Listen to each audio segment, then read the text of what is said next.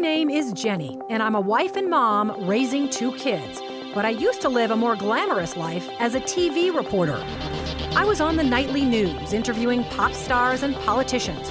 So when I said goodbye to TV and hello to motherhood, I suddenly discovered what we moms are up against. We live in a world that tells us to be rich and famous, thin and successful. You know, almost nobody says, "Oh, hey, you're a mom? That is fabulous." But you are fabulous, and I'm here to tell you why. It's the Channelmom Show, celebrating you with Jenny Dean Schmidt. Brought to you by Therapon Skin Health, helping moms have healthy, youthful-looking skin for 20 years.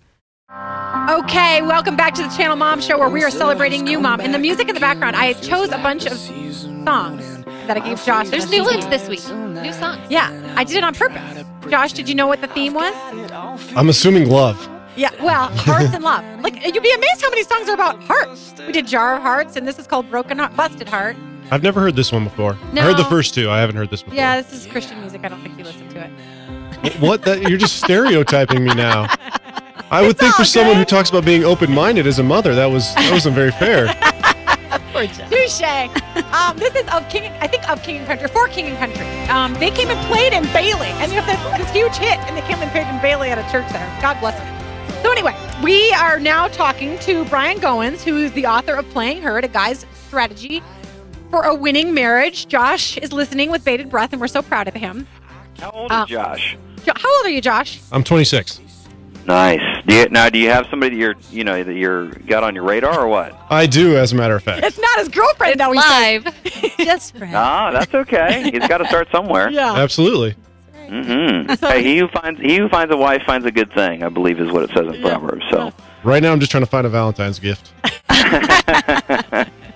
Good for you, Josh. Okay, I was in the break. I was asking Shelley and Christine if they had some questions, and they both have fabulous questions for you, Brian. So I'm just going to let them take it away. Christine, you have a question. Well, my question is that I totally get what you're saying about playing hurt, and how do wives encourage their husbands to play hurt without making them feel like they think they're a wimp because they're not playing hurt, or without nagging or henpecking them? Yeah. Well, calling them girls' names probably won't help. So it's like, hey, Nancy, why don't you pick up your jock and let's go? That's not going to work. Yeah, that's probably true. Honestly, I believe that men respond far better with encouragement than they do with nagging. And a woman has incredible power over a man's life. I mean, Josh probably feels this right now more than anything.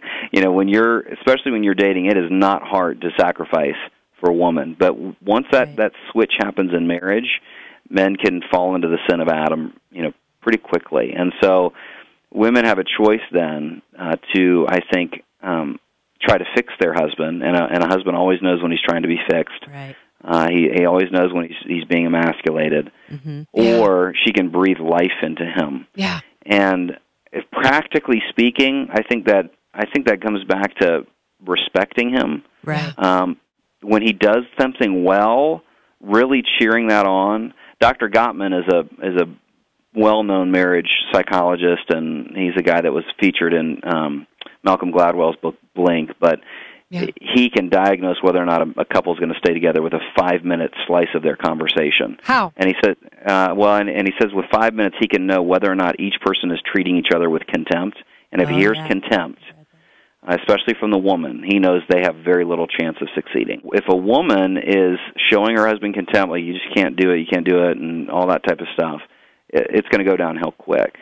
But what he says is that for every one negative comment, a marriage needs 5 positive comments. And so just to think back, am I cheering my husband, at work?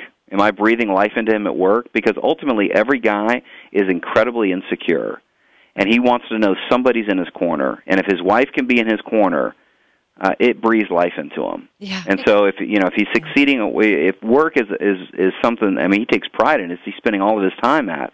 So asking him about it. What are you doing well there? Boy, I admire when you did this. Boy, you can do it. That type of thing, I think, can go a long way. Absolutely. Does that answer your question? Oh, yeah, it really does, and it makes total sense. Yeah, you were cringing a little, as we all were. When you said 5 positive things for every 1 negative? Yeah. I already talked too much. That's a lot of talking. I do, too. I talk too much, too. But you know what? You've heard of the love and respect Bible study series. Yeah. Mm-hmm. And it's so true. Women need love, men need respect. Right. And I do think that at certain points in our society, and I I'm not going to try to upset anybody out there who is a women's liber, but we got to that point where we just said, hey, women, you can take the bull by the horns and do whatever you want to because you're just as strong as man. And we almost skewed it. We almost said, you can put him down whenever you want. You can tell him that you're right, that he's wrong. I do think at a certain point in our society, and especially in academia, there was such an emphasis on tolerance and making it everything's all good, it's all okay, that guys were actually taught not to stick up for things that were right and to try to make things better, that they were just sort of taught to retreat and say, it's all good, I accept your opinion, whatever, you know what I mean? Yeah. Well, let me explain it this way. When guys get hurt on the ball field, immediately all their teammates come around them, lift him up, take him off, make sure he's okay, get him rehabbed, all that stuff. When guys get hurt in marriage, nobody knows. And I think, especially, I'll speak to guys probably more than ladies, I think it's helpful for ladies as well, but guys really need other men in their life that they can share their scars with that'll help point them in the right direction, that they're not just trying to make them feel better, but they've got a biblical view of marriage, they've got the right view of marriage, and they're going, okay, and am I holding him his feet to the fire to get better in this area? But that's hard for a guy, isn't it? I mean, it feels wimpy to a guy.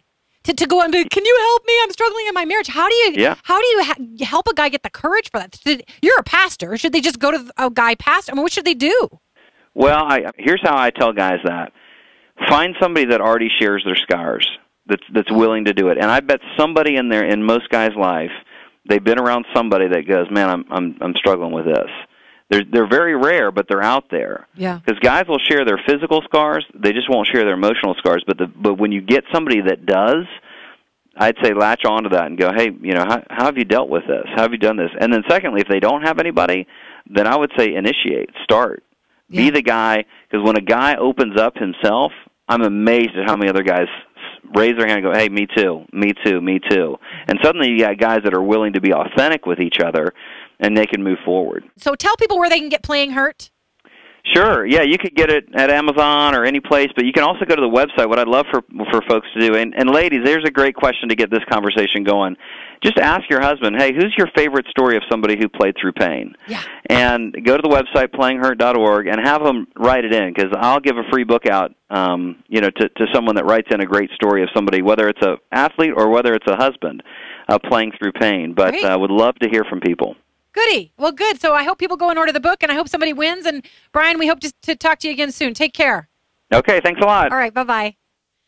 Okay, just love him. Brian Goins, the author of Playing Hurt. Isn't he good? I mean, gosh, he just speaks to men.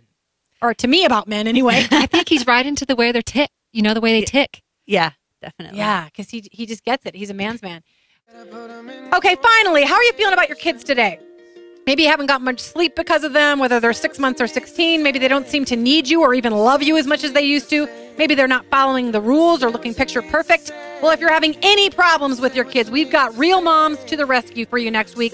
2 moms with real solutions for misbehaving kids. The authors from Parenting from the Heights next week. So God bless you, moms, everywhere, as you do the work to raise up your kids well for the world.